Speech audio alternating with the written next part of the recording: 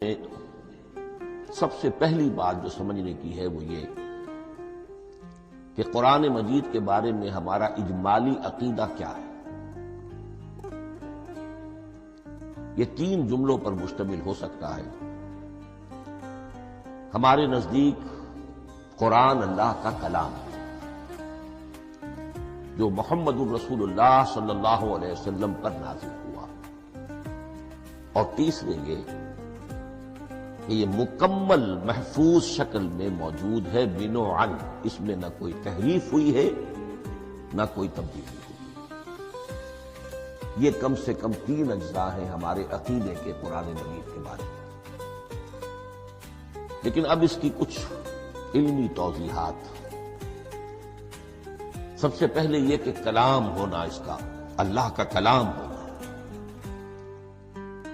اس لیے کہ آپ کے علم میں ہے یہ تورات جو حضرت موسیٰ علیہ السلام کو دی گئی تھی وہ لکھی ہوئی شکل میں، پتھر کی تختیوں پر لکھی ہوئی صورت میں دی گئی، اور قرآن مجید کی تنزیل جو محمد رسول اللہ صلی اللہ علیہ وسلم پر ہوئی ہے وہ ایک مختلف صورت میں ہے۔ اس کو قرآن مجید خود اللہ کا کلام قرار دیتا ہے۔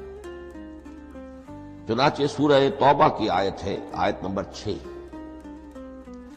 وَإِنْ أَحَدٌ مِّنَ الْمُشْرِكِينَ اسْتَجَارَكَ فَأَجِرْهُ حَتَّى يَسْمَعَ كَلَامَ اللَّهِ ثُمَّ أَبْلِغْهُ مَأْمَنَهُ۔ جب ہجرت کے 9ویں سال آخری وارننگ دی گئی تھی مشرکین عرب کو کہ اب صرف تمہیں چند مہینے کی مہلت دی جا رہی ہے، اس دوران میں آخری فیصلہ کر لو اسلام قبول کرنا ہے یا نہیں، اس لیے کہ اس کے بعد مشرکین عرب کے لیے کوئی رعایت نہیں ہوگی۔ جو لوگ اسلام قبول نہیں کریں گے انہیں تہہ تیغ کر دیا جائے گا۔ فَإِذَا انْسَلَخَ الْأَشْهُرُ الْحُرُمُ فَاقْتُلُوا الْمُشْرِكِينَ حَيْثُ وَجَدتُّمُوهُمْ۔ جب یہ مہلت ختم ہو جائے تو ان مشرکین کا قتل عام کرو۔ اس کی وضاحت پھر جب سورہ توبہ ہم پڑھیں گے اس وقت یقیناً ذہن میں کچھ اشکالات آئیں گے، لیکن اس وقت اس ضمن میں تفصیلی بحث کا موقع نہیں ہے۔